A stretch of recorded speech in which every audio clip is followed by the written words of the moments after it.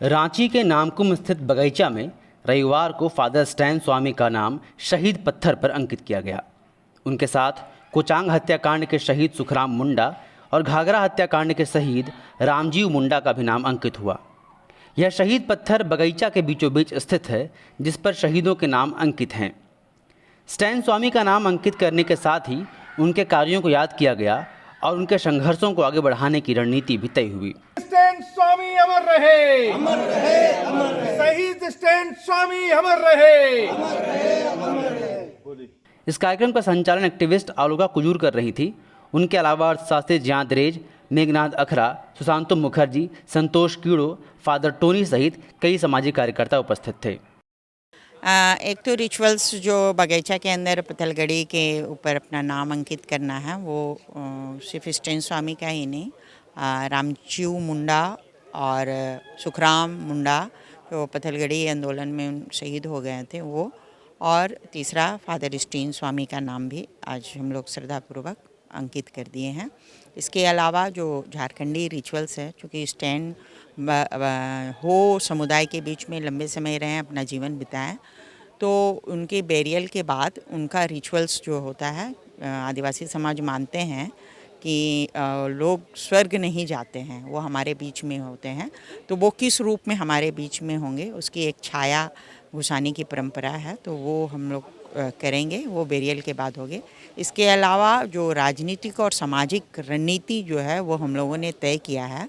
यहाँ 23 तारीख को तमाम झारखंड के जो संगठन हैं, मानव अधिकार प्रेमी संगठन है, वो संगठन एक मानव श्रृंखला का आयोजन प्रयागराज मेन रोड पे करेगी और वहाँ से हम लोग अपनी गतिविधि शुरू करेंगे। वहाँ हम अपने 7 मांगों के साथ हम अपना प्रेजेंटेशन देंगे और उसी दिन शहीद फादर स्टैन स्वामी न्यायी संघर्ष मोर्चा का के ऑफिस, सीपीआई के ऑफिस में एक बैठक है 3 बजे, और उस पर हम लोग एक्शन प्लान जो यूएपीए और देशद्रोह के जो कानून है, इस पर हम लोग समीक्षा बैठक करेंगे।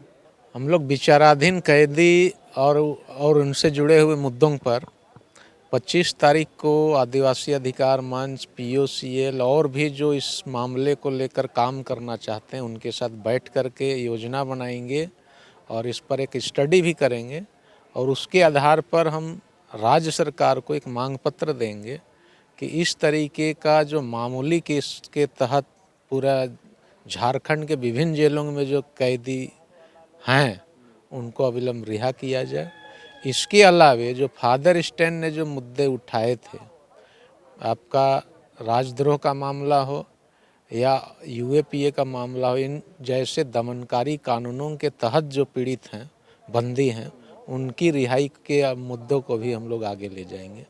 तो इन दोनों इशू पर हम लोग 25 को तय करेंगे, उसके आधार पर हम आगे बढ़ेंगे।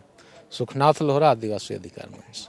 देखिए, ये हम लोग करीब करीब लगता है 15 साल झारखंड बनने के बाद ही हम लोग ये तय किए थे कि जो बंदी है, कैदी नहीं बंदी, जो बंदी है, जिसको विचाराधीन बंदी है, जो गलत तरीक़ा से इन्वॉल्व है, चाहे फॉरेस्ट लैंड पर हो, चाहे माओइस्ट के नाम पर हो, जिसको ना केस देखते हैं सरकार, ना कुछ उनके कोई लोग हैं, उनको पता नहीं कि हम कौन से केस में बंद है, उसको कैसे बाहर लाए, इसके हम लोग तैयारी कर रहे हैं। और हम लोग बहुत किसी को बाहर लाए हैं। हमें तो लगता है कि अभी भी हमारे पास जो झारखंड में जो बोले जा रहे हैं कि 4000 5000, लेकिन हमारे पास जो डाटा है, जो हमारे पास क्लियरेंस है, मैक्सिमम 1700 से 2000 के अंदर जो ट्राइबल बंदी, जिसको फॉरेस्ट और माओइस्ट के नाम से बंद रखे हैं, उस कानून को किस तरह से माने कानूनी रूप उसे दे के बाहर कैसे निकाला जाए, ये कोशिश कर रहे हैं। दूसरी, जो बेल मिल गए हैं उनको बेलर नहीं मिलते हैं, सरकार को देखने की ज़रूरत है वो कैसे करेंगे। फादर ये बार बार बोलते थे। और फादर की जो लड़ाई है, फादर स्टैन स्वामी की जो लड़ाई है, ये दूसरी किस्म की लड़ाई है। उन्होंने बात करके जो लड़ाई यहाँ से लेके तमाड़ भी लड़ते थे, चाईबासा भी लड़ते थे, लोगों को उत्साहित रहते थे फादर से बात करने के। फादर ने आदिवासी मूलवासियों को एक कानून दिए थे कि अगर तुम्हारे घर पे कुआं है तो पानी तुम्हारा है, तो अगर तुम्हारा ज़मीन है उसके अंदर जो खनिज तुम्हारा क्यों नहीं, इस पर लड़ाई करने की ज़रूरत है। जो हम लोग तमाड़ में दिखाया, हीरा खान में दिखाया कि वहाँ लोग विरोध करने लगे जब लोग जानने लगे कि ज़मीन के नीचे जो खनिज है वो हमारी है। इस तरह से वो हल्के में लेके उससे बातों को रखते थे और वो पीक आवर तक जाते थे, लोगों के बीच जाते थे। इसलिए ये फादर है और फादर की जो लड़ाई है इसको हम लोग निश्चित तौर पर आगे ले जाएंगे, चाहे वो तमाड़ के जंगल हो, चाहे खूंटी के जंगल हो, चाहे चाईबासा हो। जिस एरिया में फादर ने काम किए हम पूरे 2400 जिला में उसे फैलाएंगे और हमारी जीत होगी, आदिवासी मूलवासियों की जीत होगी। बगीचा में हुई बैठक में निर्णय लिया गया कि स्टैन की ही तरह जो विचाराधीन कैदी जेल में बंद हैं उन्हें रिहा करने के लिए प्रयास किए जाएंगे। बताया गया कि कई कैदी बहुत ही छोटे जुर्म में सालों से बंद है, उनके लिए भी प्रयास किए जाएंगे। इन सभी बातों पर कई स्तर की बैठकें और आंदोलन के माध्यम से सार्थक प्रयास किए जाएंगे। विवेकानंद विद्या मंदिर स्कूल एक CBSE affiliated English medium coed school है। हम शिक्षा के साथ संस्कार देते हैं। thefollowup.in. Like, share and subscribe. www.thefollowup.in